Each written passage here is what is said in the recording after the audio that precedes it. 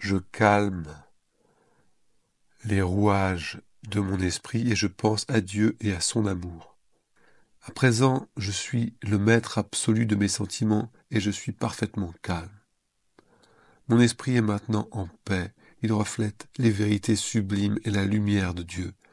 La sagesse de Dieu s'élève vers la surface de mon esprit, tandis que je suis calme et tranquille. Elle me révèle le plan divin, me montre ma voie. Tout au long du jour, mon attention pleine d'amour est fixée sur des vérités éternelles de Dieu. J'affirme constamment que la sagesse de Dieu, sa vérité et sa beauté me gouvernent et me guident dans tous les aspects de ma vie. Le bâton de Dieu, l'amour, et sa houlette, la vérité, me soutiennent, me nourrissent et me fortifient dans toutes mes entreprises. Chaque fois qu'apparaît la peur, je me tourne immédiatement vers la sainte présence de Dieu et je me réjouis de cette vérité. Dieu ne m'a point donné un esprit de crainte, mais d'amour et de puissance et un esprit saint. Je demande le pain du ciel, pétri de paix, d'harmonie et de foi en Dieu. Et je dis, Seigneur, donne-nous à jamais de ce pain. C'est un texte de Joseph Murphy dans son livre La puissance de la méditation. On reconnaît l'adaptation ou l'inspiration de certains psaumes dans ce texte qui est fait d'affirmations positives pour retrouver le calme et la maîtrise de soi. Plusieurs phrases pourraient être des phrases simples à répéter comme il le préconise juste avant de dormir, comme un rituel pour que notre subconscient s'habitue à cette nouvelle réalité. Il y a cette phrase finale qui est pour moi très puissante, que voici que je vous lis. Chaque fois qu'apparaît la peur, je me tourne immédiatement vers la sainte présence de Dieu et je me réjouis de cette vérité. Dieu ne m'a point donné un esprit de crainte, mais d'amour et de puissance et un esprit saint. Alors, vous pouvez modifier cette phrase pour justement toujours vous libérer de vos peurs. Et si vous avez besoin, vous pouvez enlever la notion de Dieu et la remplacer par énergie cosmique, esprit suprême ou intelligence cosmique, intelligence suprême, ou les mots qui vous conviendraient le mieux.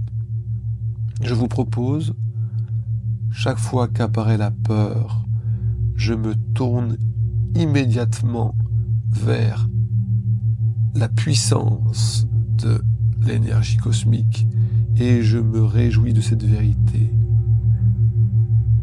L'énergie créatrice ne m'a point donné un esprit de crainte, mais d'amour et de puissance et un esprit saint. Alors, je vais vous répéter en boucle la formulation, comme ça vous pourriez l'écouter en boucle pour justement habituer votre subconscient à cette réalité. C'est parti. Chaque fois qu'apparaît la peur, je me tourne immédiatement vers la puissance de l'énergie cosmique et je me réjouis de cette vérité. L'intelligence cosmique ne m'a point donné un esprit de crainte, mais d'amour et de puissance et un esprit saint.